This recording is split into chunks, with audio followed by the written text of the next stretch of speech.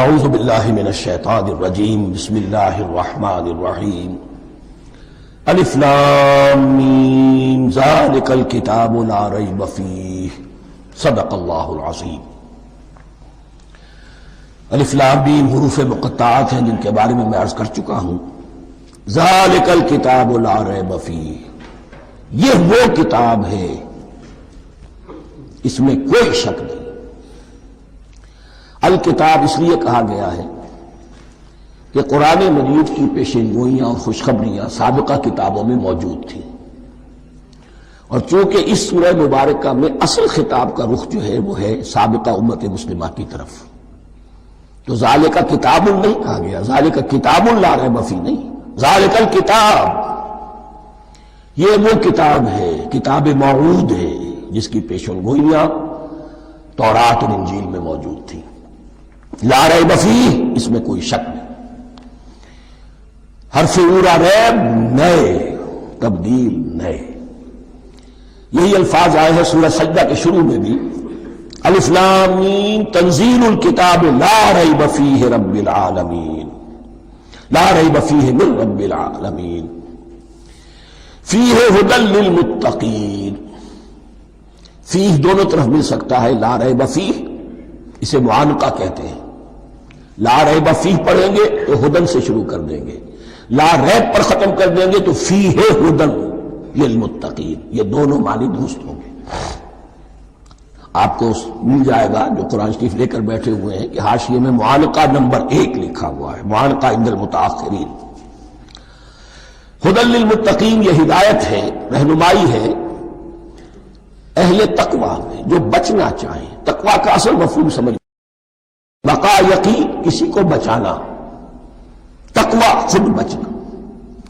جن لوگوں کے اندر فطرت سلیمہ ہوتی ہے ان میں اخلاقی حس موجود ہوتی ہے، وہ بری چیز سے بچنا چاہتے ہیں، بھلی کو حاصل کرنا چاہتے ہیں۔ وہ لوگ ہیں کہ جو گویا کہ اس قرآن کا اصل مخاطب ہے، وہی اس سے استفادہ کر سکیں گے۔ الذین یؤمنون بالغیب، اب ان کے کچھ اوصاف، یہ اصل میں بہت زیادہ واضح ہوتا ہے تعویل خاص کے اعتبار سے کہ دیکھ لو درخت کو اپنے پھل سے پہچانتے ہیں، اس قرآن کے پھل موجود ہیں نا، یہ ابو بکر اور عمر اور عثمان اور علی کون ہیں؟ یہ جو مہاجرین آئے ہیں چل کر، مدینے والوں دیکھو یہ کون ہیں، ان کی شخصیتیں کیا ہیں، ان کا کردار کیا ہے، ان کے اوصاف کیا ہے، یہ کس درخت کے پھل ہیں؟ یہ اس بینہ کے پھل ہیں، یہ اس ذکرہ کے پھل ہیں۔ بینہ رسول من اللہ یتلو صحفا مطہرۃ فیہا کتب قیمہ، یہ اس شجرہ مبارکہ کے پھل ہیں۔ دیکھ لو ان کے کیا شب و روز ہے، الذین یؤمنون بالغیب، جو غیب پر ایمان رکھتے ہیں۔ تعویل عام کے اعتبار سے اس کا بہت اہم مفہوم ہوگا، جو یہ طے کر لے کہ سوائے مادے کی دنیا کے مجھے اس سے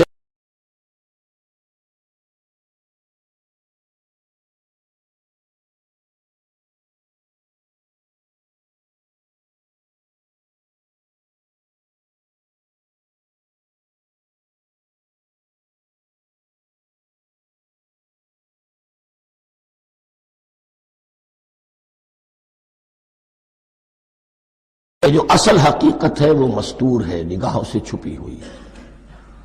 سامنے جو کچھ نظر آ رہا ہے، ایک انگلستان کے بہت بڑے فلسفی کی کتاب کا عنوان ہے appearance and reality, reality and appearance, Bradley کی کتاب۔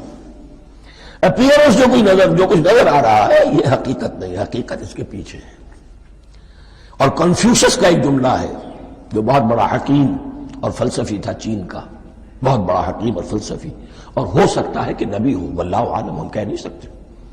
اس کی تعلیم بڑی اخلاقی تعلیم ہے، اور اس کا جملہ سنیے، یہ یؤمنون بالغیب کی اس سے زیادہ صحیح تشریح ممکن نہیں۔ There are certain things, there's nothing more real than what cannot be seen. And there's nothing more certain than what cannot be heard. وہ حقائق جو آنکھوں سے نہیں دیکھے جا سکتے اور کانوں سے نہیں سنے جا سکتے، ان سے زیادہ یقینی اور واقعی حقائق اور کوئی نہیں۔ There is nothing more real than what cannot be seen, and there is nothing more certain than what cannot be heard. الذین یؤمنون بالغیب ویقیمون الصلاۃ، نماز قائم کرتے ہیں، ومما رزقناہم ينفقون، اور جو کچھ ہم نے انہیں دیا ہے اس میں سے خرچ کرتے ہیں، خیر میں، بھلائی میں، نیکی میں، ابناء نو کی حاجات کو رفع کرنے میں، لوگوں کی تکلیفیں دور کرنے میں، خود اللہ کے لیے، اللہ کی رضا جوئی کے لیے، اللہ کو قرض حسنہ دیتے ہوئے۔ والذین یؤمنون بما انزل الیک وما انزل من قبلک، اور وہ کہ جو ایمان رکھتے ہیں اس پر بھی جو آپ پر نازل کیا گیا ہے محمد صلی اللہ علیہ وسلم، اور اس پر بھی کہ جو آپ سے پہلے نازل کیا گیا۔ یہ بہت اہم الفاظ ہیں، اس لیے کہ عام طور پر آج کل ہمارے ہاں یہ خیال پھیلا ہوا ہے کہ یہ تورات اور انجیل کے پڑھنے کا کوئی فائدہ نہیں، کوئی ضرورت نہیں، کوئی ضرورت نہیں کی حد تک تو شاید بات صحیح ہو، لیکن کوئی فائدہ نہیں، یہ بالکل غلط ہے۔ یہ ابتدا ہے قرآن کی، اور کس قدر اہتمام کے ساتھ کہا جا رہا ہے، ایمان صرف قرآن پر نہیں، اس پر بھی کہ جو اس سے پہلے نازل کیا گیا۔ اور سورہ نساء کی آیت، اور سورہ نساء نازل ہوئی کہیں جا کر سن 6 ہجری میں، یا ایھا الذین آمنوا آمنوا باللہ ورسولہ والکتاب الذی نزل علی رسولہ والکتاب الذی انزل من قبل۔ تو اس سے ایمان جو ہے تورات پر اور انجیل پر اور زبور پر اور صحف ابراہیم پر، اجمالی ایمان کی جو اہمیت ہے اس کو اچھی طرح سمجھ لیجیے۔ البتہ یہ ہے کہ چونکہ ہم سمجھتے ہیں اور جانتے ہیں کہ ان کتابوں میں تحریف ہو گئی ہے، لہذا ان کتابوں کی کوئی شے قرآن پر حجت نہیں ہوگی، جو چیز قرآن سے ٹکرائے گی ہم اس کو رد کر دیں گے، ان کتابوں کی کسی شے کو دلیل کے طور پر نہیں لائیں گے۔ لیکن جہاں قرآن مجید کی کسی بات کی نفی نہ ہو رہی ہو تو بہت سے حقائق ہمیں ان کتابوں ہی سے ملتے ہیں۔ انبیاء کے مابین جو زمانی ترتیب ہے، کرونالوجیکل آرڈر جو ہے، وہ تو ہمیں تورات سے ملتا ہے، قرآن میں تو نہیں۔ قرآن میں کبھی حضرت نوح کا ذکر بعد میں ہے، حضرت موسیٰ کا پہلے، وہاں تو کسی اور پہلو سے ترتیب آتی ہے، لیکن وہاں ہمیں تاریخ ملتی ہے ابراہیم کی، اسحاق کی، یعقوب کی، انبیاء بنی اسرائیل کی، موسیٰ کی، عیسیٰ کی، یہ ساری چیزیں۔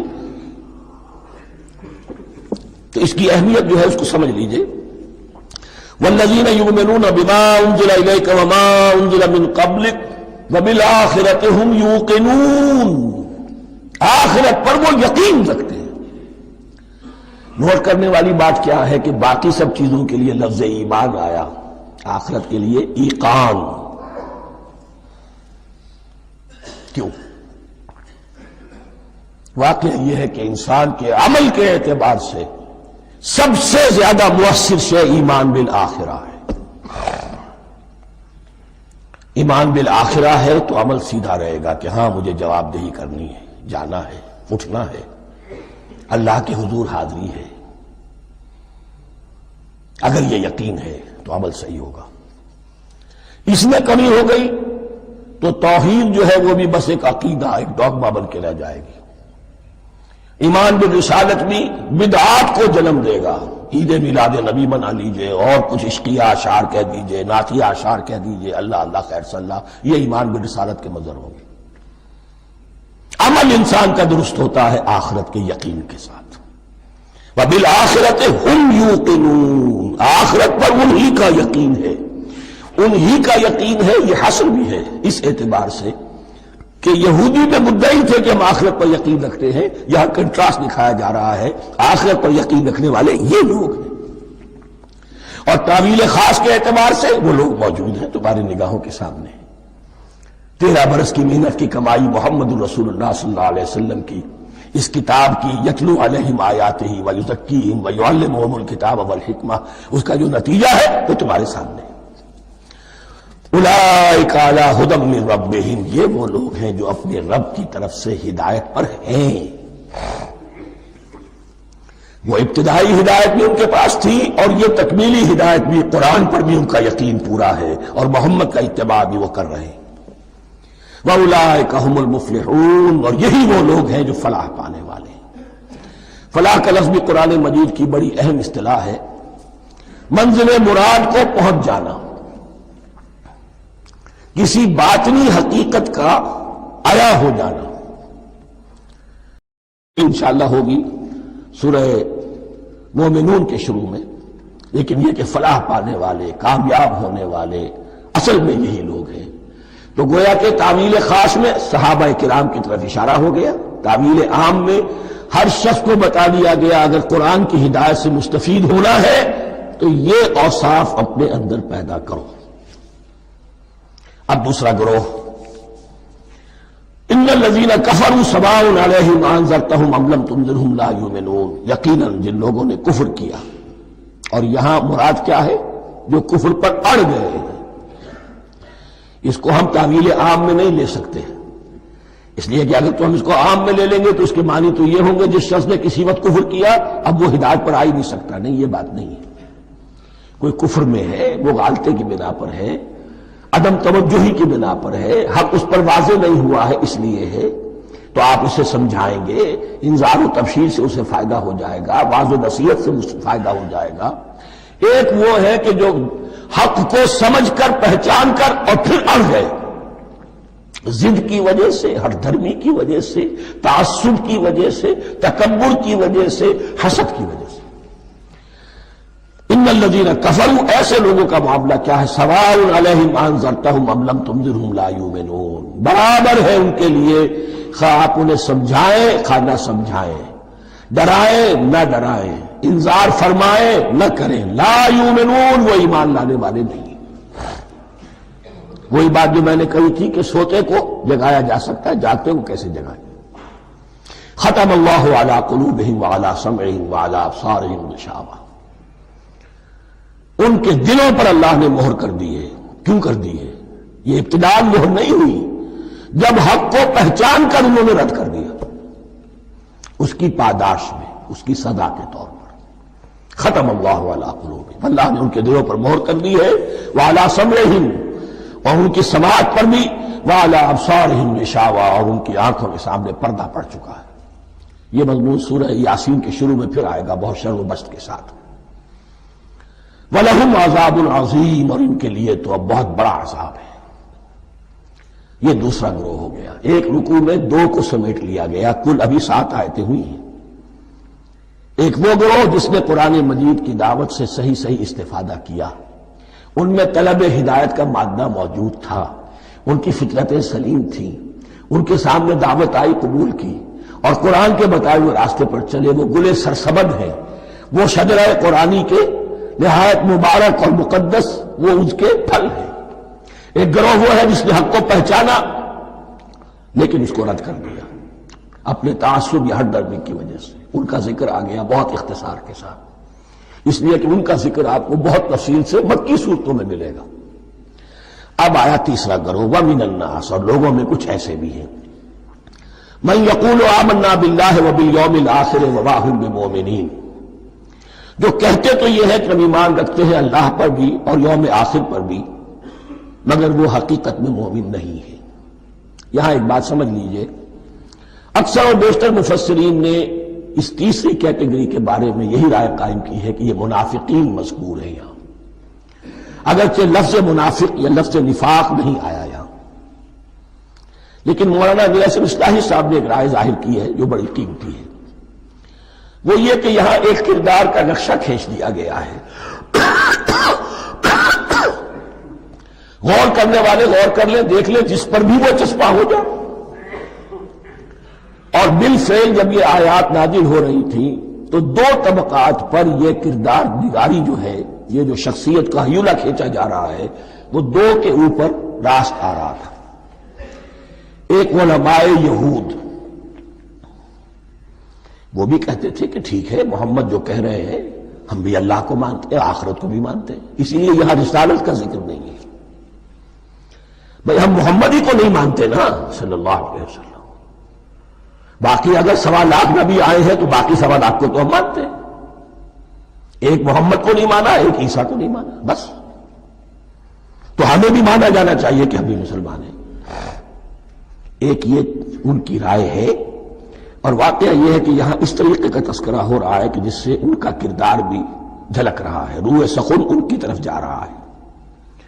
مجھے یاد ہے اپنی 10ویں جماعت کے زمانے میں دہلی میں نے دیکھا تھا کہ نوٹ سرکس وہاں کا ایک بڑی مارکیٹ ہوتی تھی، تو جوتے کی دکان پہ بہت بڑا جوتا لٹکایا ہوا تھا، بہت بڑا، اور لکھا تھا free to home it fits, جس کے پاؤں میں یہ ٹھیک ٹھیک آ جائے وہ لے جائے اس کو۔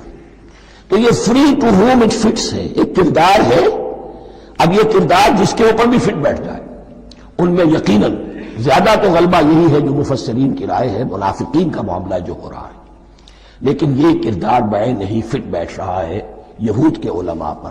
اور یہ بھی نوٹ کر لیجئے کہ جو مدینہ منورہ میں نفاق کا جو پودا پروان چڑھا ہے، بلکہ پودا نہیں کہنا چاہیے، جھاڑ جھکاڑ جو پروان چڑھا ہے، وہ یہودیوں کے زیر اثر، جیسے جنگل کے اندر بڑے بڑے درخت بھی ہوتے ہیں اور اندر جو ہے نیچے جھاڑیاں بھی ہوتی ہیں، تو یہ نفاق کا جھاڑ جھکاڑ جو ہے وہ یہودی علماء کا جو پودا تھا اور بہت بڑا تھا، اس میں کوئی شک نہیں، اس کے سائے میں پروان چڑھا ہے۔ ان دونوں میں معنوی ربط بھی ہے۔ وَمِنَ النَّاسِ مَن يَقُولُ آمَنَّا بِاللَّهِ وَبِالْيَوْمِ الْآخِرِ وَمَا هُمْ بِمُؤْمِنِينَ، اور لوگوں میں سے کچھ ایسے بھی ہیں جو کہتے تو یہ ہے کہ ہم ایمان رکھتے ہیں اللہ پر اور یوم آخر پر، لیکن وہ مومن نہیں ہیں۔ يُخَادِعُونَ اللَّهَ وَالَّذِينَ آمَنُوا وَمَا يَخْدَعُونَ إِلَّا أَنفُسَهُمْ، وہ دھوکہ دینے کی کوشش کر رہے ہیں اللہ کو اور اہل ایمان کو۔ یہ یخادعون جو ہے یہ باب مفعلہ ہے، باب مفعلہ میں کشمکش ہوتی ہے، کشاکش ہوتی ہے، لہذا ترجمہ میں نے کیا کوشش کر رہے ہیں۔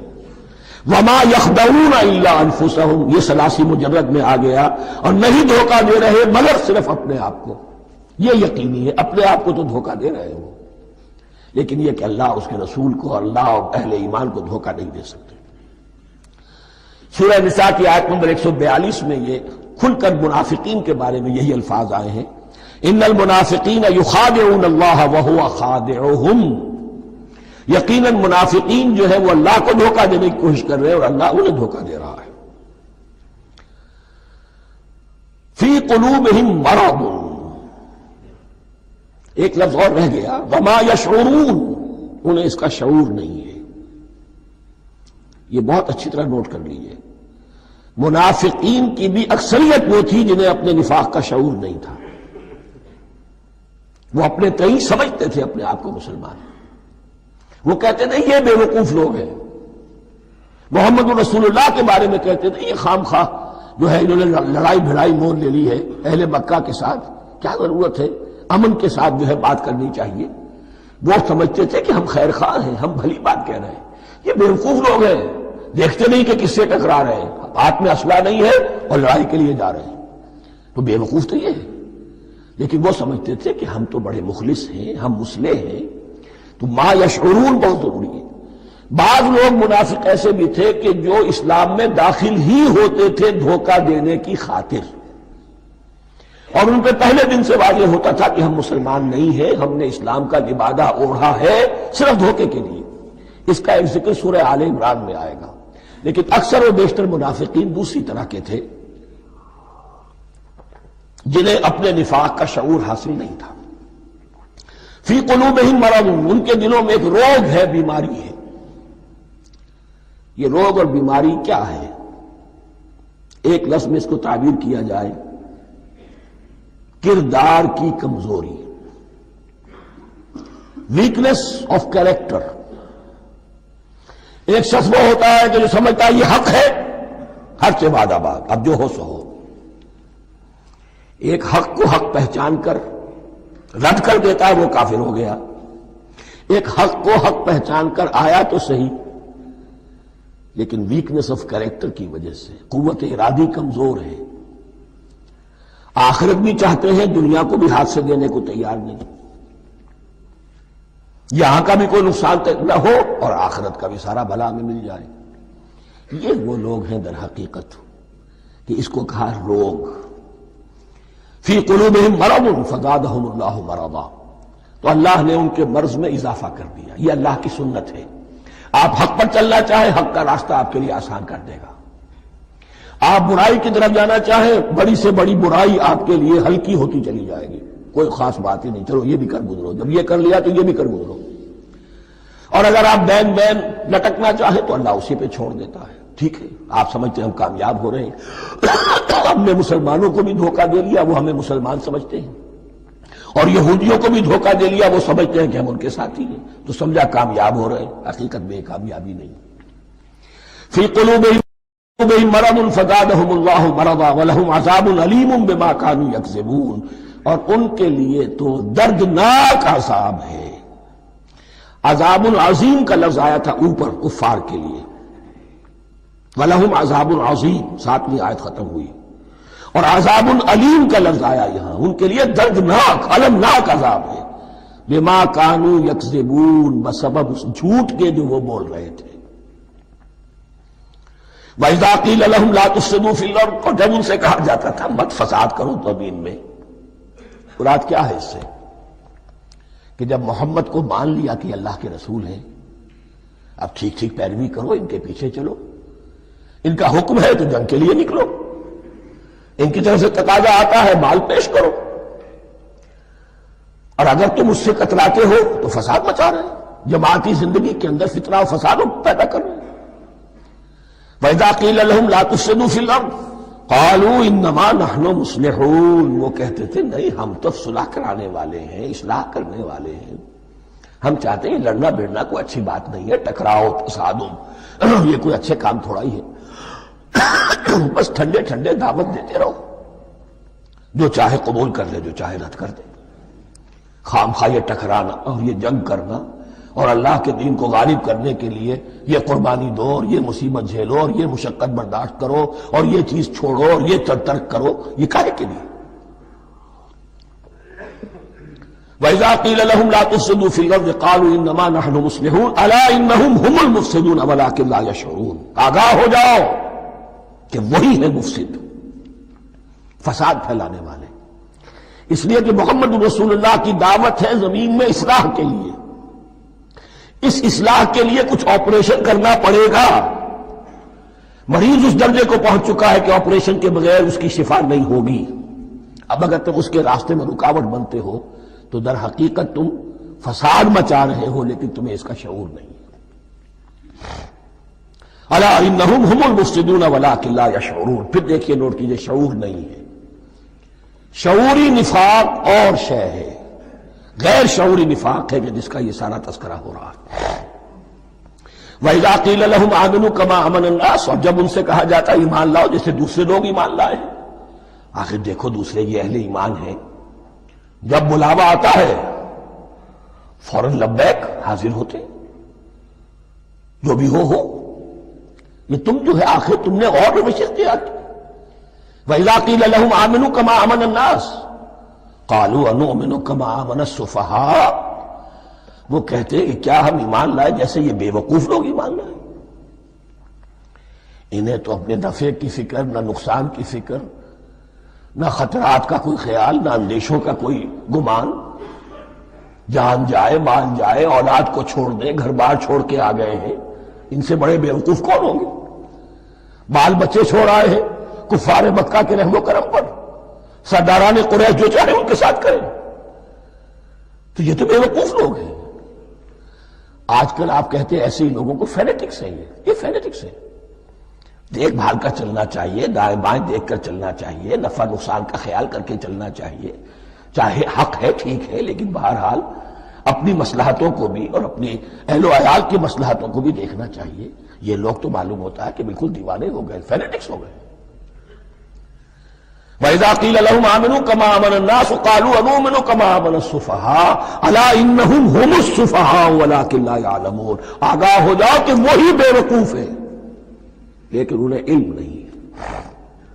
وہ صادق الایمان جو ایمان کی ہر تقاضے کو پورا کرنے کے لیے ہر وقت حاضر ہیں، ان سے بڑا عقل مند کوئی نہیں، ان سے بڑا سمجھدار کوئی نہیں، انہوں نے یہ جان لیا ہے کہ اصل زندگی آخرت کی زندگی ہے، یہ نہیں ہے، یہ تو عارضی ہے، کل نہیں آج ختم ہو جائے، آج نہیں ابھی ختم ہو جائے، کیا فرق پڑے گا؟ جانا تو ہے، اب نہیں تو کل، کل نہیں تو پرسوں، جانا تو ہے، تو عقل تو ان کے اندر ہے۔ الا انہم ہم السفہاء ولکن لا یعلمون واذا لقوا الذین آمنوا قالوا آمنا، اور جب یہ ملتے ہیں ان سے جو اہل ایمان ہیں تو کہتے ہیں ہم بھی ایمان رکھتے ہیں۔ اب یہ ان دونوں پر آئے گا۔ عام جو یہودی تھے وہ بھی کہتے تھے کہ ہم بھی تو آخر اللہ کو مانتے ہیں، آخرت کو مانتے ہیں، اور منافق تو تھے ہی جو رسول کو بھی مانتے تھے۔ وَإِذَا خَلَوْا إِلَىٰ شَيَاطِينِهِمْ، اور جب یہ اپنے شیطانوں کے پاس خلوت میں ہوتے ہیں، اور یہاں شیاطین سے مراد ہیں اہل کتاب یہود کے علماء، ان کے سردار، یا عبداللہ ابن ابی جو منافقین مدینہ کا سردار تھا۔ اگر وہ کبھی ملامت کرتا ہے، دیکھو تم تو معلوم ہوتا ہے بالکل مسلمانوں میں شامل ہی ہو گئے پوری طرح سے، تمہیں کیا ہو گیا، تم ہر بات مان رہے ہو۔ اب انہیں یہ کچھ نہ کچھ اپنی وفاداری کا یقین دلانے کے لیے کہنا پڑتا تھا، نہیں ہم انہیں بیوقوف بنا رہے ہیں، ہم ان سے ذرا تمسخر کر رہے ہیں، ہم ہیں آپ کے ساتھ ہی، آپ فکر نہ کریں۔ اسی لیے یہ دو منہ ہونا، نفق کہتے ہیں سرنگ کو جس کے دو دروازے ہوتے ہیں، باقی زیر زمین ہے۔ نافقہ گوہ کا بل ہے کہ دو دروازے رکھتا ہے، دو اس کے منہ رکھتا ہے کہ ادھر سے اگر کتا داخل ہو جائے شکار کے لیے تو ادھر سے نکل بھاگے، ادھر سے آئے تو ادھر سے نکل بھاگے۔ تو دو منہ انسان، یہ در حقیقت جس کو پھر سورہ نساء میں کہا گیا لا الہ الا ولا الہ الا، نہ ادھر کے ہیں نہ ادھر کے، مذبذبین بین ذالک، اس کے درمیان مذبذب ہو کر رہ گئے۔ یہ شیطان کا لفظ یہاں سمجھ لیجئے، اس کے دو رائے ہیں کہ یہ شطنہ سے بنا ہے یا شات سے بنا ہے، شین الف توئے یا شین تو نون۔ شطنہ کے معنی تباعدا، کو بہت دور ہو گیا، دور ہو گیا۔ شیطان سے مراد جو اللہ کی رحمت سے بہت دور ہو گیا۔ اور شاتا یشیتو کے معنی ہے احترق غضبا وحسدا، کوئی شخص غصے اور حسد کے اندر جل رہا ہو، وہ شاتا یشیتو ہے۔ اس سے فعلان کے وزن پر، رحمان کے وزن پر، غضبان کے وزن پر شیطان، یعنی وہ کہ جو حسد اور غضب کی آگ میں جل رہا ہے۔ تو یہ ایک تو شیطان وہ ہے کہ جو جنات میں سے ہے، جس کا نام عزازیل تھا پہلے، اب ہم اسے ابلیس کے نام سے جانتے ہیں، وہ ایک شیطان ہے، جنی ہے۔ پھر یہ کہ جو بھی اس کے پیروکار ہیں دنیا میں، انسانوں میں سے ہو یا جنات میں سے ہو، وہ بھی شیاطین ہیں۔ اسی طرح اہل کفر، اہل زیغ کے جو بڑے بڑے سردار ہوتے ہیں، ان کو بھی شیطان سے تعبیر کیا گیا۔ وَإِذَا خَلَوْا إِلَىٰ شَيَاطِينِهِمْ قَالُوا إِنَّا مَعَكُمْ، اور جب وہ خلوت میں ہوتے ہیں، علیحدگی میں ہوتے ہیں اپنے شیاطین کے پاس، سرداروں کے پاس، کہتے ہیں ہم تو آپ کے ساتھ ہیں، انما نحن مستہزئون، یہ تو ہم ان مسلمانوں کو بیوقوف بنا رہے ہیں، ان سے استہزاء کر رہے ہیں، تمسخر کر رہے ہیں۔ ہم تمسخر میں کہہ دیتے ہیں کہ ہم بھی آپ کے ساتھ ہیں، آمنا۔ اللہ یستہزئ بہم ویمدہم فی طغیانہم یعمہون، حقیقت کیا ہے کہ اللہ ان کا مذاق اڑا رہا ہے اور ان کو ڈھیل دے رہا ہے کہ وہ اپنے عقل کے اندھے پن میں بڑھتے چلے جائیں۔ اللہ تعالیٰ جیسا میں نے عرض کیا رسی دراز کرتا ہے، کچھ تو غلط راستے پر جائے گا، جاؤ بھائی، فوراً تو نہیں پکڑتا، اگر فوراً پکڑ لے تو سیدھا ہو جائے گا، چلتے جاؤ، جہاں جانا چاہتے ہو جاؤ۔ تو ان کو بھی رسی دراز کر رہا ہے اللہ، لیکن یہ کہ اللہ یستہزئ بہم، یہ سمجھتے ہیں کہ مسلمانوں کا مذاق اڑا رہے ہیں، اصل میں مذاق ان کا اڑ رہا ہے اللہ کے نزدیک۔ وَيَمُدُّهُمْ فِي طُغْيَانِهِمْ يَعْمَهُونَ، اب یہاں ذرا نوٹ کر لیجئے، یہ دو لفظ آئیں گے، عین میم اور ہا، امر ہے کے ساتھ، ایک ہے عین میم اور یا، امر، تو عین اور میم تو مشترک ہے یا آخر میں فرق ہوگا۔ عین میم اور ہا ہوگا، اس کے معنی عقل کا اندھا، دل کا اندھا، آنکھیں تو ہے لیکن دل کا اندھا ہے، عقل کا اندھا ہے۔ اور عین میم یا جو آنکھوں کا اندھا ہو، عمیٌ اندھے، اعمیٰ اندھا۔ تو یہاں فرمایا انا معکم انما نحن مستہزئون، اللہ یستہزئ بہم ویمدہم فی طغیانہم یعمہون، اللہ ان کو اس جو ان کی عقل کے اندھے پن میں جو یہ بڑھتے چلے جا رہے ہیں، اللہ بھی ان کی رسی دراز کر رہا ہے تاکہ یہ جہاں تک جانا چاہتے چلے جائیں۔ اولئک الذین اشتروا الضلالۃ بالہدی، یہ وہ لوگ ہیں کہ جنہوں نے ہدایت کے عوض گمراہی خرید لی ہے۔ دیکھیے بڑا پیارا انداز ہے یہ، ایک شخص کے سامنے دونوں آپشنز تھے، ایک نے گمراہی کو چھوڑا، ہدایت لے لی، چاہے قیمت دینی پڑی، تکلیفیں اٹھانی پڑی، آزمائشوں میں سے گزرنا پڑا، قربانیاں دینی پڑی، ہدایت لی۔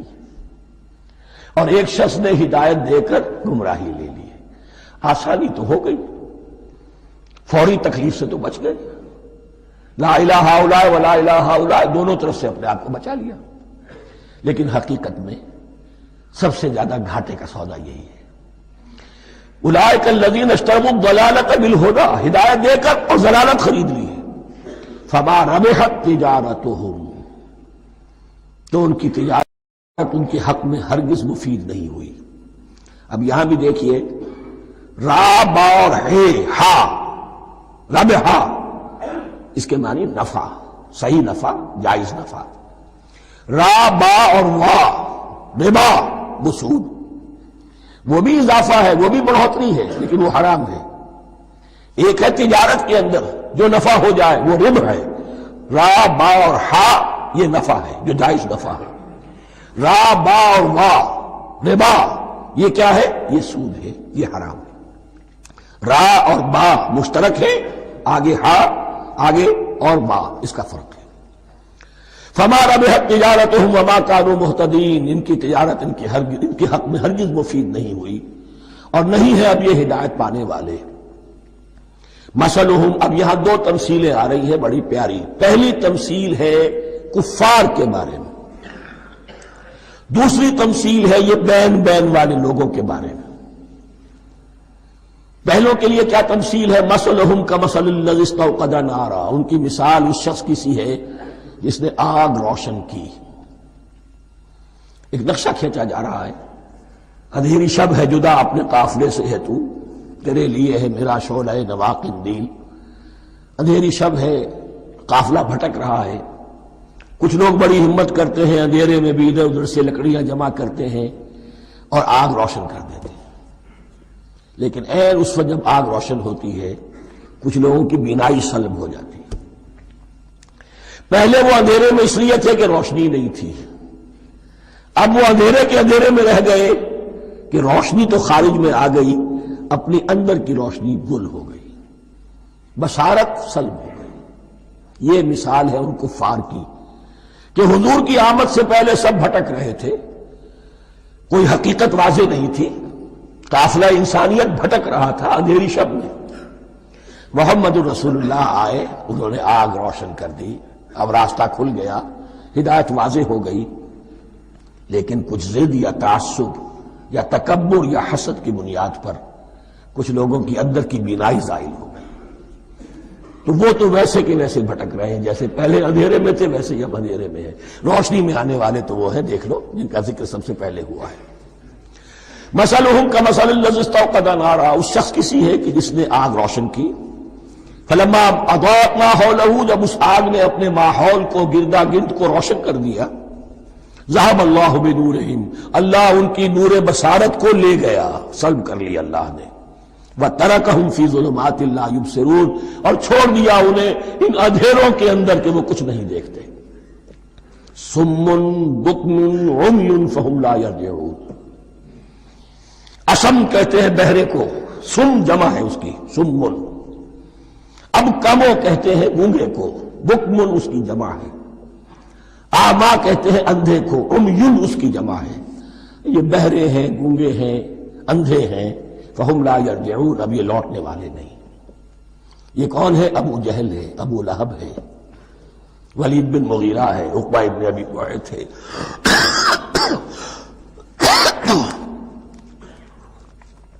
یہ سب کے سب ابھی زندہ ہے جب یہ آیات نازل ہو رہی ہیں. ابھی تو غزوہ بدر ہوگا سن 2 ہجری میں، اور اس میں یہ سب جو ہے واصل جہنم ہوں گے. ابھی تک تو ہے نا. یہ لوگ ہو گئے اس کی مثال. مثلہم کمثل الذی استوقد نارا فلما اضاءت ما حولہ ذہب اللہ بنورہم وترکہم فی ظلمات لا یبصرون صم بکم عمی فہم لا یرجعون. اب دوسری مثال، او کصیب من السماء، یا بڑی زور کی بارش برس رہی ہے آسمان سے. فیہ ظلمات، اس میں اندھیرے بھی ہیں، ورعد، اور گرج ہے، وبرق، اور بجلی چمک رہی ہے.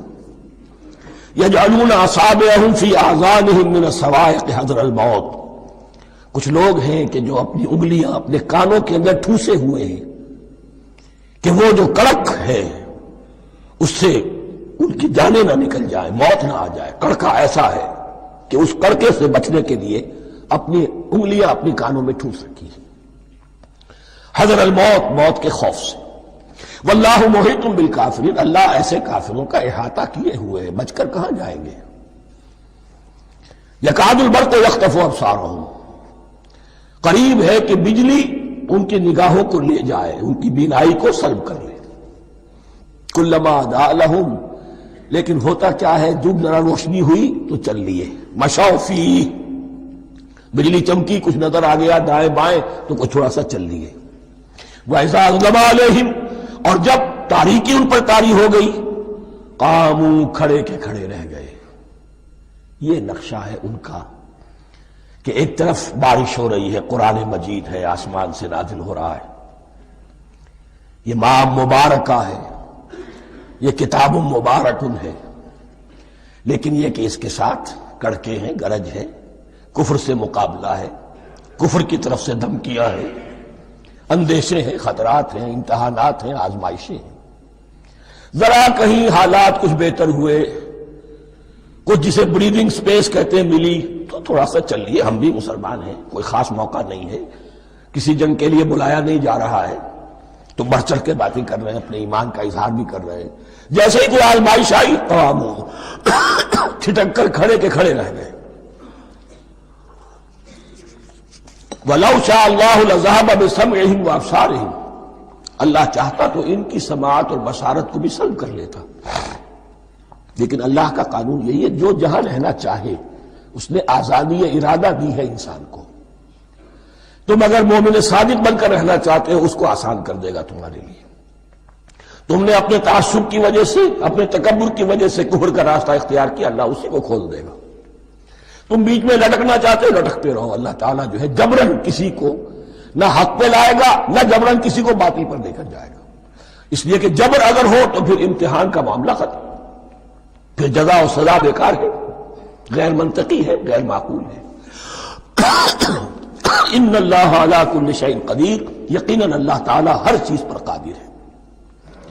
یہ دو رکوع اس اعتبار سے کہ انسانی شخصیتوں کا سمجھنا،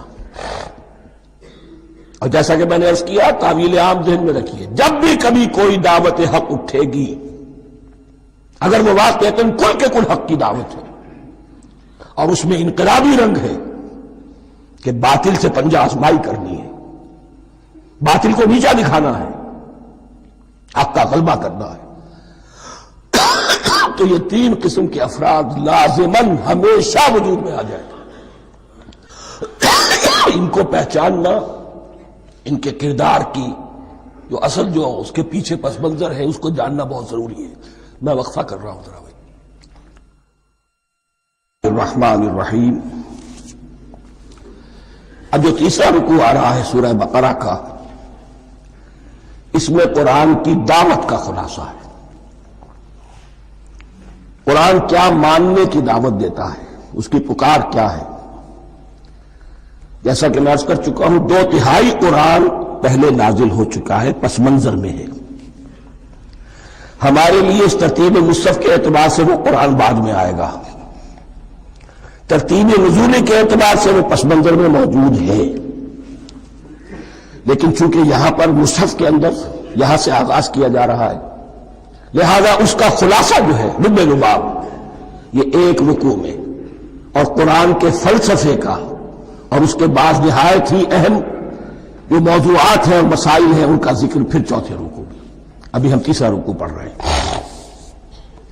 یا ایھا الناس اعبدوا ربکم الذی خلقکم والذین من قبلکم لعلکم تتقون، اے لوگو بندگی اختیار کرو اپنے اس رب کی، اپنے اس مالک کی جس نے تمہیں پیدا کیا، اور نہ صرف تم کو پیدا کیا، تم سے پہلے جتنے لوگ گزرے انہیں بھی پیدا کیا تاکہ تم بچ سکو۔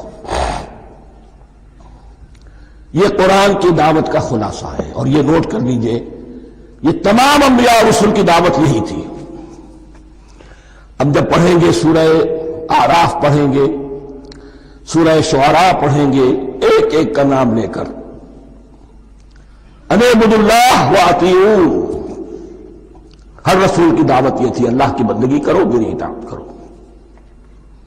یا قوم اعبدوا اللہ ما لکم من الہ غیرہ، اے میری قوم کے لوگوں اللہ کی بندگی کرو، تمہارا کوئی الہ اور معبود اس کے سوا نہیں ہے۔ پھر حضور قرآن یہی عبادت رب انسان کی تخلیق کی غایت ہے، وما خلقت الجن والانس الا لیعبدون، ہم نے جنوں اور انسانوں کو پیدا ہی صرف اس لیے کیا ہے کہ ہماری بندگی کریں۔ لیکن یہاں ایک فرق بہت بڑا ہے، تمام رسولوں کی دعوت یہی ہے، محمد الرسول اللہ کی بھی یہی ہے، لیکن بڑا فرق کیا ہے؟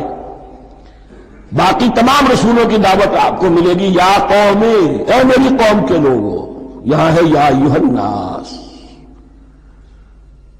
اے بنی آدم، اے بنی نوع انسان۔ معلوم ہوا کہ تمام رسول حضور سے پہلے صرف اپنی اپنی قوموں کی طرف آئے ہیں، پہلے اور آخری اور کامل رسول ہیں اللہ کے محمد صلی اللہ علیہ وسلم، جن کی دعوت آفاقی ہے۔ یا ایھا الناس، یا قوم نہیں، یا ایھا الناس اعبدوا ربکم الذی خلقکم والذین من قبلکم۔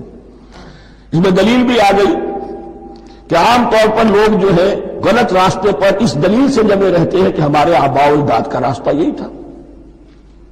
تو بھائی جیسے تم مخلوق ہو ایسے وہ بھی تو مخلوق تھے، جیسے تم خطا کر سکتے ہو وہ بھی تو خطا کر سکتے تھے۔ لہذا یہ نہ دیکھو کہ آباء و اجداد کا راستہ کیا تھا، دیکھو یہ کہ حق کیا ہے، لعلکم تتقون، تاکہ تم بچ جاؤ، دنیا میں افراط و تفریط کے دھکوں سے بچ جاؤ گے، آخرت میں اللہ کے عذاب سے بچ جاؤ گے۔ ان دونوں سے اگر بچنا ہے تو اللہ کی بندگی کی روش اختیار کرو۔ اچھا، کس رب کی؟ الذی جعل لکم الارض فراشا والسماء بناء، جس نے تمہارے لیے زمین کو فرش بنا دیا اور آسمان کو چھت بنا دیا۔ وانزل من السماء ماء، اور آسمان سے پانی برسایا۔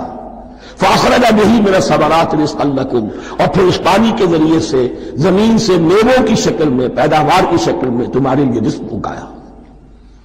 فلا تجعلوا للہ اندادا وانتم تعلمون، تو ہرگز نہ اللہ کا مد مقابل کسی کو ٹھہراؤ جانتے بوجھتے۔ وانتم تعلمون کا ایک مطلب یہ بھی ہے کہ تم بھی مانتے ہو کہ اس کائنات کا خالق اللہ کے سوا کوئی نہیں۔ اہل عرب بھی مانتے تھے، جو ان کے دیوی دیوتا تھے وہ سمجھتے تھے کہ یہ اللہ کے اوتار ہیں یا اللہ کے ہاں بہت یہ پسندیدہ ہیں، اللہ کے محبوب ہیں، اس کے اولیاء ہیں، اس کی بیٹیاں ہیں، لہذا یہ شفاعت کریں گے تو ہمارا بیڑا پار ہو جائے گا، ورنہ خالق وہ مانتے تھے اللہ ایک ہی ہے۔ جب تم یہ مانتے ہو کائنات کا خالق ایک، مدبر ایک، تو اب کسی کو اس کا مد مقابل نہ بناؤ۔ انداز ند کی جمع ہے، لا ضد لہ ولا ند لہ، اللہ کا کوئی مد مقابل نہیں۔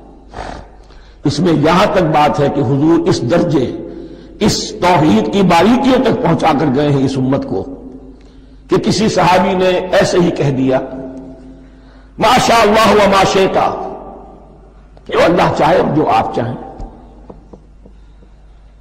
حضور نے فوراً ٹوک دیا اجعلتنی للہ ندا، کیا تو نے مجھے اللہ کا مد مقابل بنا دیا ہے؟ اس کائنات میں مشیت صرف ایک کی چلتی ہے، کسی اور کی مشیت اس کی مشیت کے تابع پوری ہو جائے ہو جائے، لیکن مشیت مطلقہ صرف اس کی ہے۔ یہاں تک کہ حضور سے فرمایا گیا کہ اے نبی آپ کے لیے یہ ممکن نہیں ہے جسے چاہے ہدایت دے دے، انک لا تہدی من احببت ولکن اللہ یہدی من یشاء۔ اگر یہ اختیار میں ہوتا تو ابو طالب دنیا سے بغیر ایمان لائے نہ جاتے۔ فلا تجعلوا للہ اندادا وانتم تعلمون۔ اب ان دو آیتوں میں تو یوں سمجھیے توحید نظری بھی اور توحید عملی بھی۔ توحید عملی کیا ہے؟ بندگی صرف اسی کی ہو۔ اب آیا ہے رسالت کا معاملہ، وَإِن كُنتُمْ فِي رَيْبٍ مِّمَّا نَزَّلْنَا عَلَىٰ عَبْدِنَا، اگر تمہیں رسالت محمدی پر شک ہے صلی اللہ علیہ وسلم، اس کے کیا معنی ہے؟ کہ تمہیں اس قرآن کے بارے میں شک ہے جو ہم نے اپنے بندے پر نازل کیا ہے۔ اگر ہے شک فی الواقع، وَإِن كُنتُمْ فِي رَيْبٍ، اگر تمہیں واقعاً شک ہے مما نزلنا علی عبدنا، اس پر جو ہم نے اپنے بندے پر نازل فرمایا ہے، فاتوا بسورۃ من مثلہ، تو لے آؤ اس جیسی ایک ہی صورت۔ یہ ہم کل پوری تفصیل سے دیکھ چکے ہیں کہ برسبیل تنزل یہاں پہنچے ہیں. پہلے 2 آیتیں میں نے آپ کو سنائی تھی، اس میں پورے قرآن کی مثال لانے کا چیلنج کیا گیا. پھر ایک آیت سنائی جس میں 10 صورتیں ہی لے آؤ. اب آخری درجے میں ایک صورت ہی بنا لا، اور ایک صورت تو سورۃ العصر کے مساوی بھی ہو سکتی تھی، سورۃ الکوثر کے مساوی بھی ہو سکتی تھی. وَادْعُوا شُهَدَاءَكُم مِّن دُونِ اللَّهِ إِن كُنتُمْ صَادِقِينَ، اور بلا لو اپنے سارے مددگاروں کو اللہ کے سوا، جن ہو انس ہو. اس لیے کہ قریش کا خیال یہ تھا کہ جو شعراء ہوتے ہیں ان کے پاس جن ہوتے ہیں، وہ جن انہیں سکھاتے ہیں، ورنہ عام آدمی تو یہ شعر نہیں کہہ سکتا.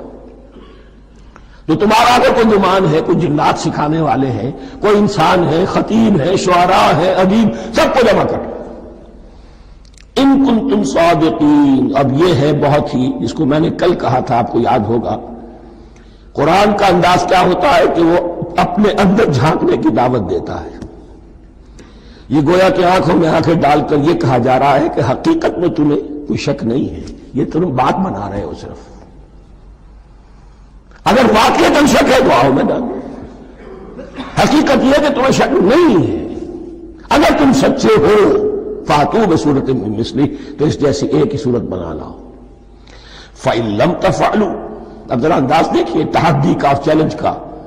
پھر اگر تم یہ نہ کر پاؤ، وَلَن تَفْعَلُوا، اور ہرگز نہیں کر سکو گے. یہ چیلنج کون دے سکتا ہے؟ اللہ کے سوا کوئی نہیں دے سکتا. یہ انداز کسی کتاب کا نہیں ہے. ذَلِكَ الْكِتَابُ لَا رَيْبَ فِيهِ، یہ کسی کا نہیں ہے. فَإِن لَمْ تَفْعَلُوا وَلَن تَفْعَلُوا، پھر اگر تم نہ کر پاؤ اور تم ہرگز نہیں کر پاؤ گے، فَاتَّقُوا النَّارَ الَّتِي وَقُودُهَا النَّاسُ وَالْحِجَارَةُ، تو ڈرو اس آگ سے جس کا ایندھن بنے گے انسان اور پتھر. اعدت للکافرین، کافروں کے لیے تیار کر لی گئی ہے، بھڑکا دی گئی ہے. پتھروں کا ذکر خاص طور پر کیوں ہے؟ 2 اس کے امکانات ہیں. آپ کو معلوم ہے کہ وہ جو پتھر کا کوئلہ ہوتا ہے اس کی آگ بڑی سخت ہوتی تھی، عام جو ہمارا یہ لکڑی کا کوئلہ ہوتا ہے اس کے مقابلے میں. اور دوسرے یہ بھی کہ چونکہ انہوں نے جو معبود تراش رکھتے تھے وہ پتھر کے ہوتے تھے، تمہارے ساتھ ہی تمہارے ان معبودوں کو بھی جھونکا جائے گا، وہ بھی جلیں گے، تاکہ تمہاری حسرت کے اندر اضافہ ہو. ان سے ہم دعائیں مانگا کرتے تھے، ان کے سامنے ماتھے ٹیکتے تھے، ان کے سامنے ڈنڈوت کرتے تھے، ان کو چڑھاتے تھے. اب یہاں گویا کہ ایمان باللہ، توحید، ایمان بالرسالت اور ایمان بالآخرت. فاتقوا النار التي وقودها الناس والحجارة اعدت للكافرين وبشر الذين آمنوا وعملوا الصالحات، اور بشارت دے دیجئے اے نبی ان لوگوں کو کہ جو ایمان لائے اور جنہوں نے نیک عمل کیے، ان لهم جنات تجری من تحتها الانہار، کہ ان کے لیے وہ باغات ہیں کہ جن کے دامن میں ندیاں بہتی ہوں گی. لفظی ترجمہ ہوگا جن کے نیچے ندیاں بہتی ہوں گی. مراد اس سے کیا ہے؟ عام فطری باغ وہ ہوتے تھے کہ جس میں ذرا اونچائی پر جو ہے درخت لگے ہوئے ہیں اور دامن میں ندی بہ رہی ہے، تو اس سے خود بخود جو ہے اریگیشن، نیچرل اریگیشن ہو رہی ہے، درختوں کے جڑوں تک پانی پہنچ رہا ہے. 12 ترجمہ آپ لفظی کریں، ان کے نیچے ندیاں بہتی ہوں گی، یا یہ کہ جن کے دامن میں ندیاں بہتی ہوں گی. کلما رزقوا منها من ثمرۃ رزقا، جب بھی کبھی انہیں دیا جائے گا کوئی پھل رزق کے طور پر کھانے کے لیے جنت میں، قالوا هذا الذي رزقنا من قبل، وہ کہیں گے یہ تو وہی شے ہے جو ہمیں پہلے بھی ملتی تھی. اس کا ایک مفہوم یہ ہے، یہ جو نزل ہے، ابتدائی جو ہے دعوت ہے، ابتدائی ضیافت جو ہوگی اس میں وہی چیزیں کہ جو معروف ہے، جانی پہچانی ہے. یہ رمان، یہ دیکھیے یہ انار آ رہا ہے خوبصورت، یہ انگور ہے خوبصورت، یہ نخیل ہے، یہ نخل ہے، یہ رطب ہے، لیکن ذائقے کی کوئی نسبت و تناسب بھی نہیں ہوگا. وہ کہیں گے یہ وہی شے ہے جو ہمیں پہلے ملتی تھی. وَأُتُوا بِهِ مُتَشَابِهًا، مشابہ تو ہوگی وہ، لیکن ان کے ذائقے میں زمین و آسمان کا فرق ہوگا. اور ایک یہ بھی مفہوم لیا گیا کہ آخرت میں جنت میں بھی وہی میوے ملتے رہیں گے، لیکن ان کا ذائقہ بدلتا رہے گا. شکل وہ ہوگی لیکن ذائقہ وہی رہے گا کہ جس سے انسان کی بھی طبیعت بڑھ جاتی ہے ایک ہی شے کو کھاتے ہوئے. وَلَهُمْ فِيهَا أَزْوَاجٌ مُطَهَّرَةٌ، اور ان کے لیے ہوں گے اس میں بہت ہی پاک باز، نہایت پاک کی ہوئی بیویاں ہوں گی. ازواج مطہرۃ وہم فیہا خالدون، اور اس میں رہیں گے ہمیشہ ہمیشہ. یہ تو تین جو اصول ہیں دین کے دعوت ایمان، توحید اور رسالت اور معاد، ایمان باللہ، ایمان بالرسول، ایمان بالآخرہ. اب ذرا کچھ ضمنی مسائل ہیں کہ جو بعض کفار کی طرف سے، بعض معتزلین کی طرف سے پیش ہوتے تھے، وہ کبھی بھی اس چیلنج کا مقابلہ تو نہ کر سکے، میدان میں تو نہ آ سکے. یہ بالکل ایسی بات ہے جیسے کسی مصور کی تصویر پر اعتراض کرنے والے تو بہت تھے. جب کہا گیا کہ ذرا یہ لیجیے قلم، اس کو ٹھیک کر دیجیے، یہ برش آپ کے ہاتھ میں دیتا ہوں، اب سب پیچھے ہٹ گئے.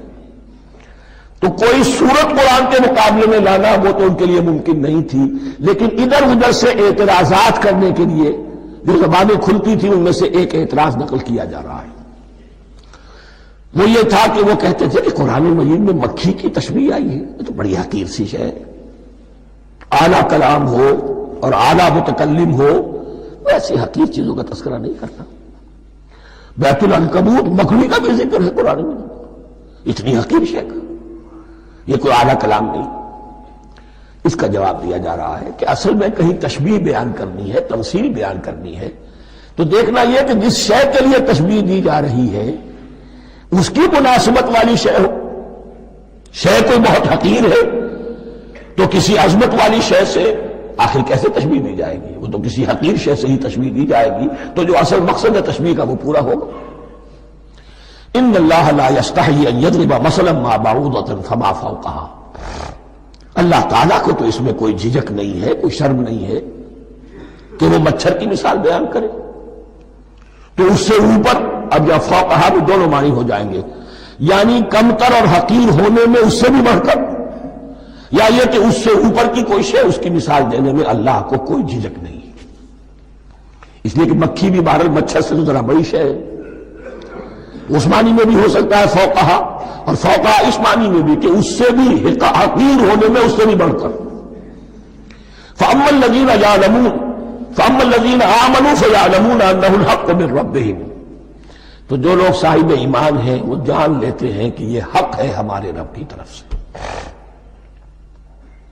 وَأَمَّا الَّذِينَ كَفَرُوا، اور جنہوں نے کفر کیا ہے، فَيَقُولُونَ مَاذَا أَرَادَ اللَّهُ بِهَذَا مَثَلًا، یہ کیا مثال اللہ نے دی، کیا ارادہ ہوا اللہ کا اس مثال کے ذریعے سے. ناک منہ چڑھا رہے ہیں، اعتراض کر رہے ہیں.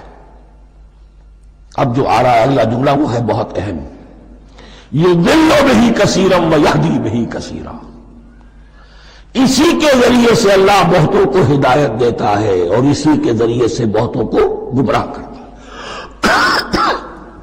معلوم ہوا کہ ہدایت اور گمراہی اور ہدایت اور ضلالت انسان کی سبجیکٹو کنڈیشن کے اوپر دار و مدار ہے. اس کا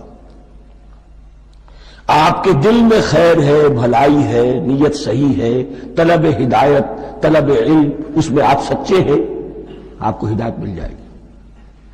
دل میں زیغ ہے، کجی ہے، نیت میں ٹیڑھ ہے، فساد ہے، تو اسی کے ذریعے سے اللہ آپ کی گمراہی میں اضافہ کر دے گا.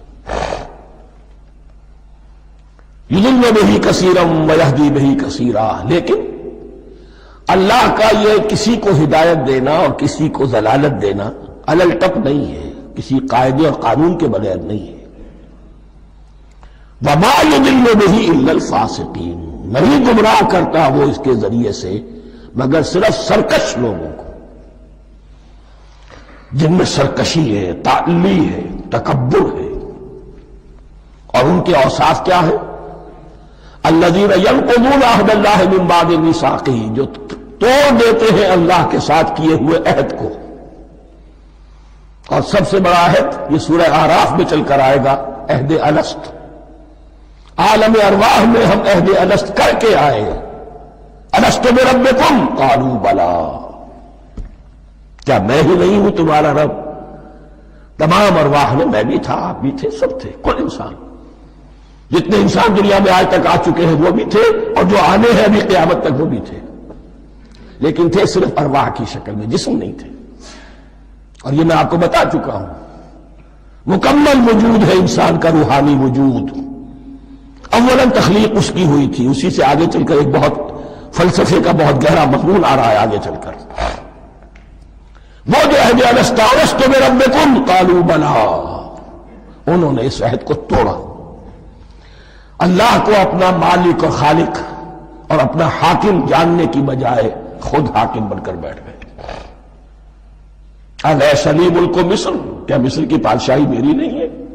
آئی am the sovereign, we are sovereign, popular sovereignty. بغاوت، سرکشی، فاسق. وما يضل به الا الفاسقين الذين ينقضون الميثاق ويقطعون ما امر الله به ان يوصل، اور کاٹتے ہیں وہ چیز جسے اللہ نے جوڑنے کا حکم دیا ہے. اللہ نے صلہ رحمی کا حکم دیا ہے، یہ قطع رحمی کرتے ہیں.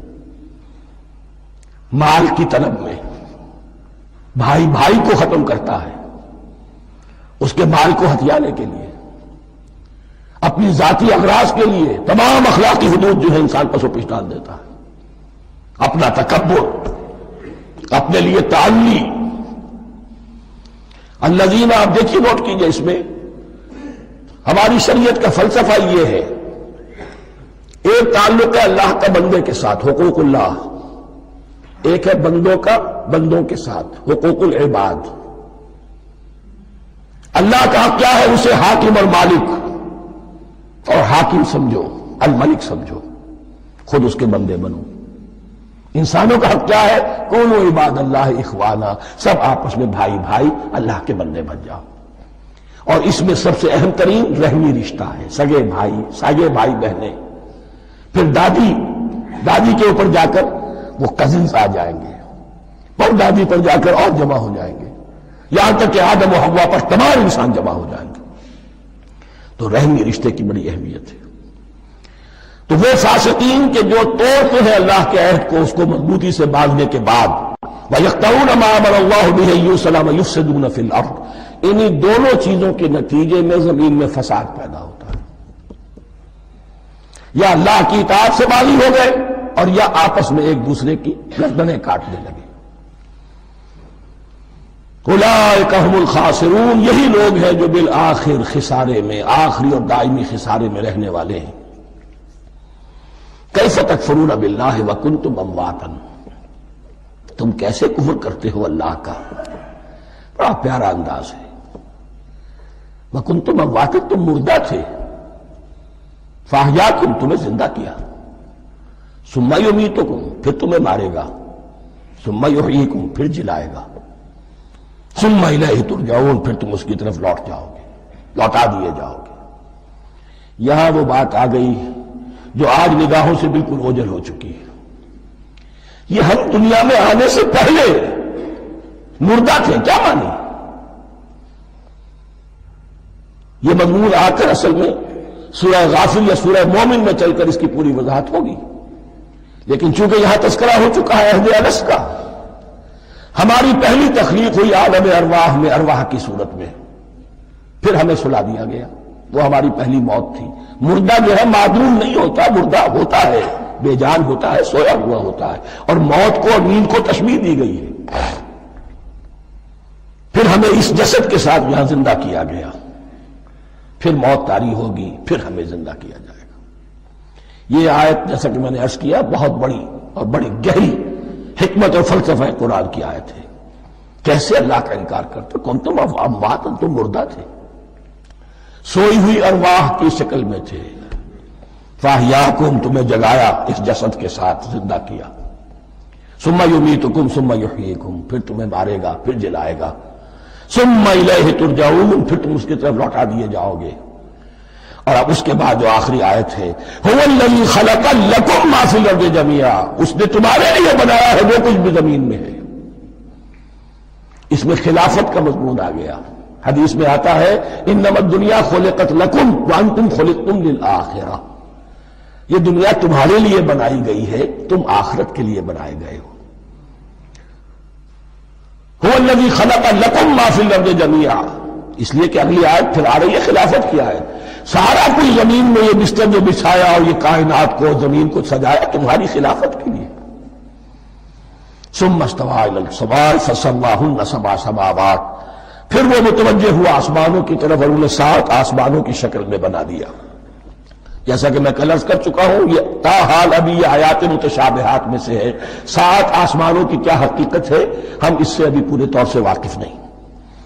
وَهُوَ بِكُلِّ شَيْءٍ عَلِيمٌ، اور اسے ہر شے کا علم حقیقی حاصل ہے. بارک اللہ لی ولکم فی القرآن العظیم ونفعنی وإیاکم بالآیات والذکر الحکیم.